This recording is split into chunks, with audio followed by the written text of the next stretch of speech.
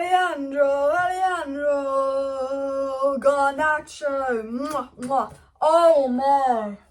What a star. What a player. What a youngster. And someone on Twitter, I think it was United Cynical, said, you know youngsters are special when they play with no fear. And Garnacho plays like he's in another academy game. Alejandro Garnacho is our superstar, saving us again, coming on off the bench a goal, and that goal was Mbappe-esque. Can we just talk about how incredible that goal was? It wasn't like he just scored a tap in. He scored an absolutely incredible, individually won, brilliant moment goal in the last kick of the game, in a game that was absolutely dead, frustrating and boring. I was sat in my chair like this. If you're watching the watch along, you'll see I was sat in my chair like this, and I was like, wow! Because I was not expecting that. And I was like, I knew this kid was brilliant. Those 2 assists versus Aston Villa, I was saying Europa League in the Carabao Cup, you know, an Aston Villa good side. I knew this kid was brilliant. We'd seen him come on, we'd seen him in the Europa League score as well. We've seen like how good he'd been. Like, I knew this kid was brilliant. But I was like, no, we've got to not overhype him. He's a young player, might have a few good games and then go a little bit poor. Every game he's class. As soon as he came on, he should have won a penalty. Refs. I'm going to say this now, before I even get into this big old Garnacho situation and sort of talk about Bruno, Eriksen, Casemiro, Martinez, Lindelof, Malacia, everything, Ten Hag, tactics, all of that, player ratings, all of that. I forgot what I was going to say now. Oh, the penalties.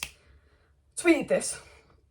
Since Klopp went on moaning, because when does Klopp not moan, let's be honest, about penalties, United have probably had 8-9 clear penalties in the last year and a bit, whether we just not been given.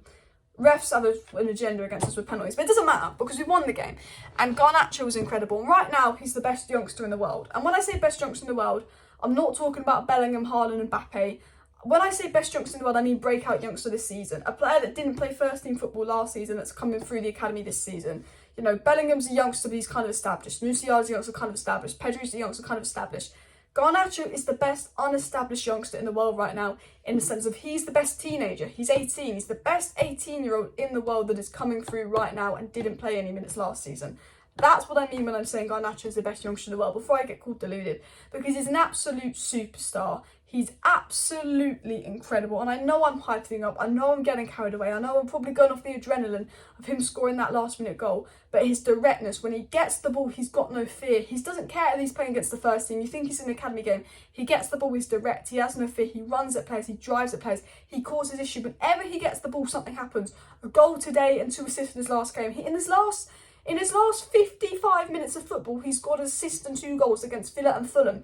2 very good sides. You know, and when Rashford did nothing at left wing all game, when Martial did nothing at striker all game, and Alanga did nothing at right wing all game, it's not like, oh, he plays in a good team that creates loads of chances. He's making it happen for himself. He's obviously Eriksen good assist, but that goal was Mbappe-esque. I knew Garnacho was quick, but that was like Mbappe pace. The way he got in behind and scored that goal, what a finish. And United were crap today. Ten Hag got it miserably wrong today, and he was saved by moments of brilliant. So I'm actually going to get into analysing the game, doing player ratings, talking about the individual players. But smash that like button for Garnacho, people. Smash it. But actually getting into the game, I want to say this. The first thing I noticed was the first half was okay. That we 1-0 up in the first half. The first half was okay. The first half was decent. But the problem was we weren't taking our chances. We'd actually created 4 big chances in the first half, only put 1 away. Martial should have scored a header. In the second half, we actually created 2 big chances. We only put 1 away, which was Garnacho's. We created 6 big chances that game. McTominay missed 1 big chance. Rashford missed 1 big chance. And Martial missed 2 big chances. Obviously, Eriksen and Garnacho put theirs away. Eriksen almost scored a second goal as well.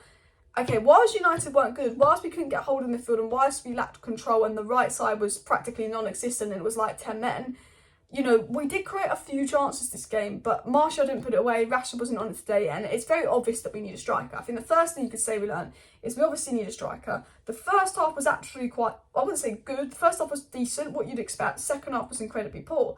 You know, that second half, we conceded a goal and it looked like we were going to lose that game 2-1. We were absolutely woeful in the second half, but we did defend well. De Gea made some absolutely fantastic saves. I'd give De Gea an 8 out of 10. Sandro Martinez, good as always. I'd give him an 8 out of 10, and I thought Lindelof was pretty solid. I'd give him a 7, 8 out of 10. Luke Shaw, maybe a 6. You could push him to a 7. I think he dropped off.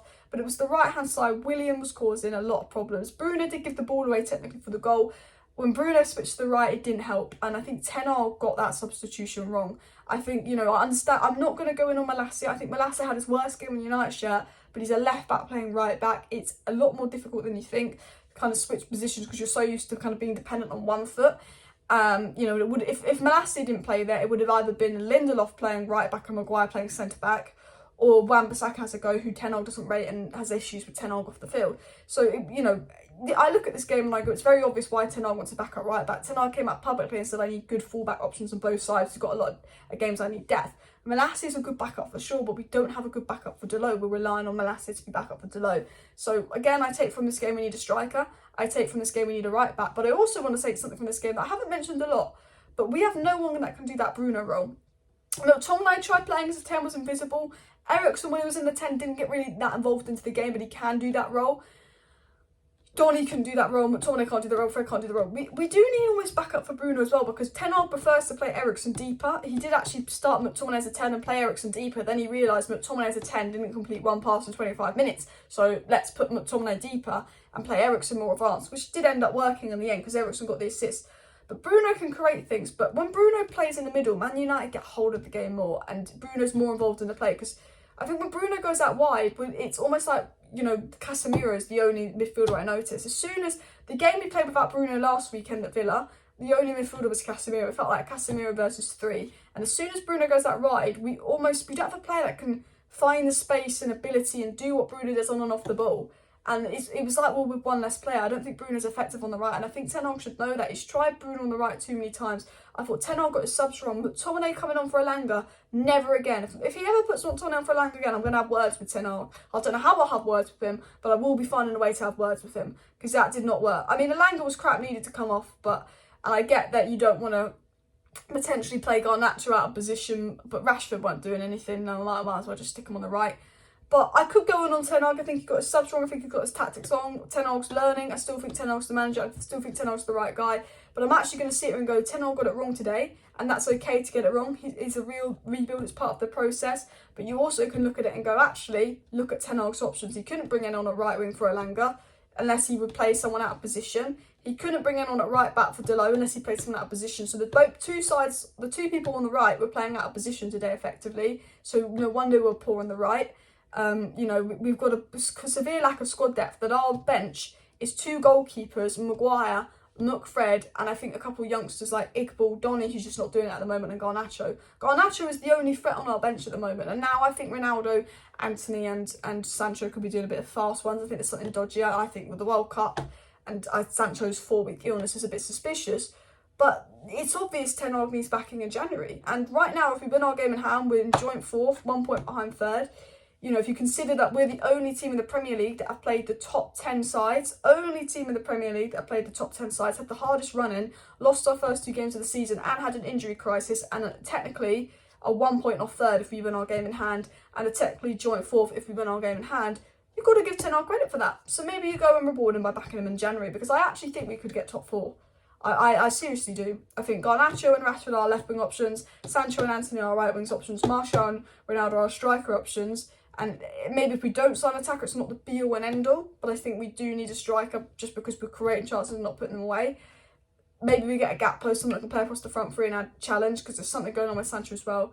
But we need a backup right back for Dalot and potentially a midfielder, because I thought Eriksen was good today. But what I've noticed with Eriksen is he's really good, and then he goes for a period where he has 2 or 3 poor games in a row because he's knackered. He can't play every single game. And I want to say this, when Bruno and Eriksen are together, we can create things. As soon as one of Bruno and Eriksen is not in the middle, when Bruno, Eriksen, Casemiro is our best midfield 3 by a mile. As soon as one of them is not in the middle, the creativity goes. It absolutely goes. We're also, I want to throw this out, we've not kept a single clean sheet since Varane's been injured. Shows the importance of Varane. We need a good centre-back to come in from Maguire and actually challenge Varane and Martinez. We need backup for Dalot. We need another midfielder, and we need a striker. And that is my conclusion of the game. Let me know your thoughts in the comments. I will reply to the comments. Smash a like, smash the subscribe. We'll be back tomorrow morning with 5 things we learned from the game review as well. And I will be back with a live stream tomorrow evening to talk about a couple of issues going on around United that I've been told about. We could have some exclusive information for that. So see you tomorrow night. Bye.